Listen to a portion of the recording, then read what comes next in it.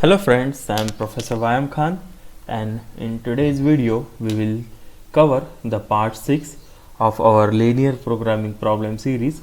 And in today's video we are going to see what's an unbound solution to a LPP. Okay, now an unbound solution for any problem occurs when you are not able to decide which of the variable is to be left, or you can say which of the variable is the leaving variable. Okay, in simplex table, whenever the problem is not optimal, we select one of the column as a key column, and this key column has one incoming variable. That means that variable will be made basis variable, or you can say it will be made basic variable, and from theta, that is your ratio, from that particular replacement ratio you select one of the leaving variable. Okay, right. So from that you select the key row, and that key row decides the leaving variable. Now an unbound solution to a LPP is when you are not able to decide which of the theta is to be selected as a key row, or which of the variables will be the leaving variable. Now such kind of condition occurs when all the values of theta are either 0 or they are negative.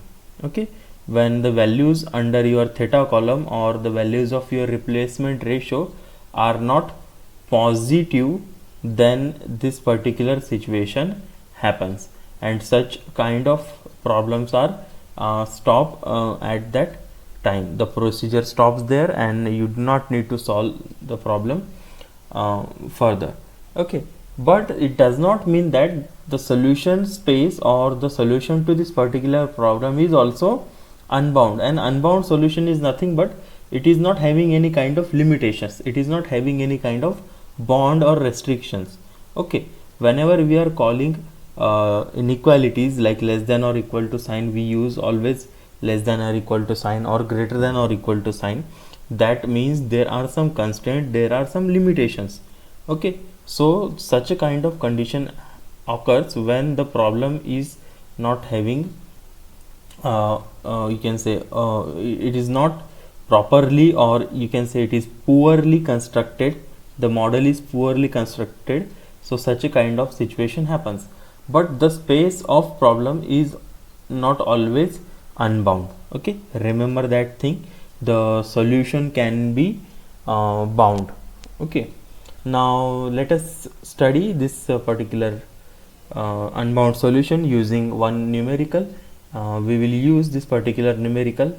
The problem says maximize z is equals to 4x1 plus x2 plus 3x3 plus 4x4. Now this is a problem of simplex method. How it is a problem of simplex method? You should know how to identify which problem is of simplex, which problem is of big M method, which problem is of two-phase method. Now if you see all the constraints here, two of them are less than or equal to sign. We always use simplex method when there are less than or equal to inequalities in your constraints. Now here one of the constraint is greater than or equal to, but it is having minus 20 value on the right hand side, and our the assumption says that, or the basic requirement of a simplex or any LPP is that you should have all the values of right hand side positive. All the values on the right hand side should be always positive. So when you make this minus 20 into plus 20 by multiplying by minus 1, this sign will get converted into less than or equal to sign. So the problem gets you can say is of simplex method. Now see, when you multiply it by -1, all the signs of left hand gets converted into their opposite sign, and this particular greater than or equal to sign also gets converted into less than or equal to sign, and this minus gets removed, it becomes plus. So the right hand side is now plus for every constraint. Now we will go for the step number 1, that is converting this problem into standard simplex form, right? So the standard simplex form is obtained by introducing slack variables s1, s2 and s3. So here we add s1, here we add s2, here we add s3. So this problem is converted into your simplex problem. The objective function is having 0 s1 plus 0 s2 plus 0 s3, and this particular problem will be now solved by simplex method. First, the initial basic feasible solution will be obtained by putting x1, x2, x3 and x4 equal to 0 in the constraints. We will get the value of the basic variables, that is s1, s2 and s3, and these things the converted, or you can say standard form, and this basic variable with their values will be put into the simplex table. Now after putting it into simplex table, we come to this particular solution. I'm not going to solve this particular solution here because we have discussed how to solve this table in previous all the problems. Right now you should be able to solve this particular table. So we put all the your constraints here, variables here, their coefficients of first row will be put here, second row will be put below that thing, below that row, and third will be put here. Okay, and the coefficients of your objective function will be written here. The coefficient of your basic variables of objective function from objective function will be written here. Zj, Cj minus Zj will be computed, theta will be computed on the basis of this column.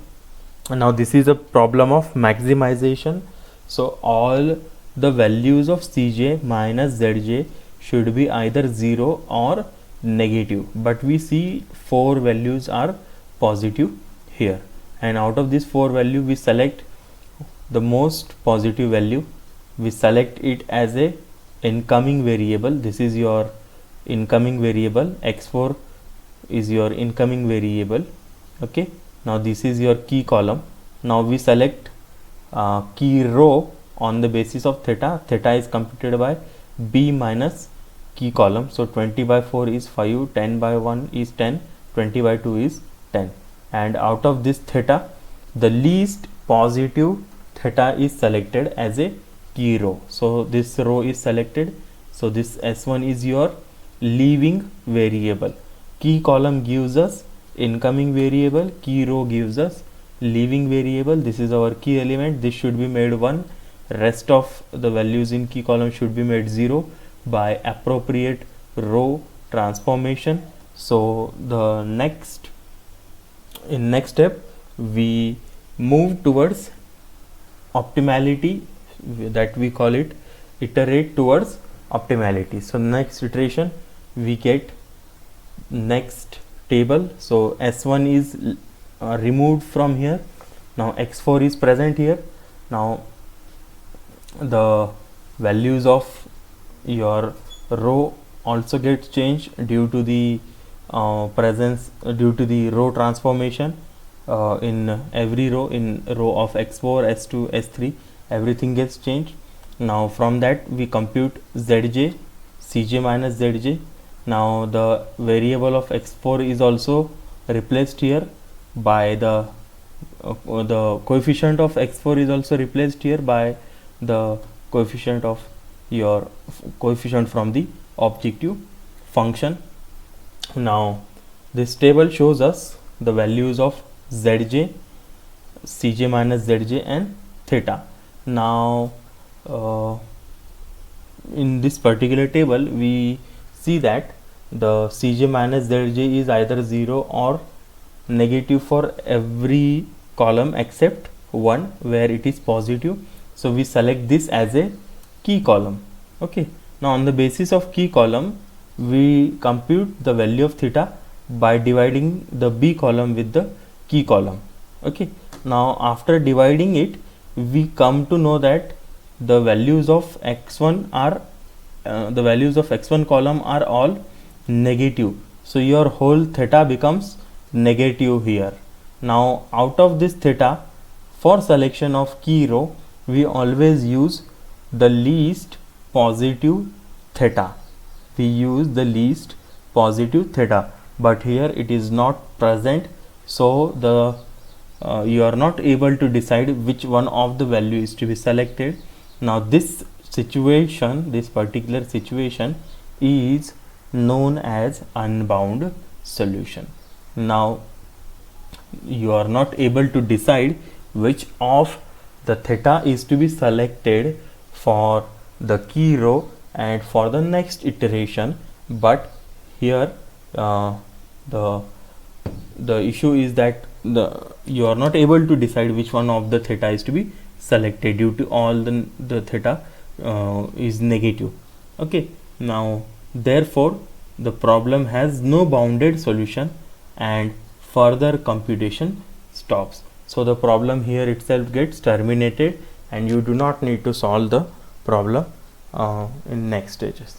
Okay, so that is the unbound solution. We have covered this video really quick because the main objective was to show how a theta is negative, how the values of theta comes negative. If your key column is all negative, so your theta will also be negative here.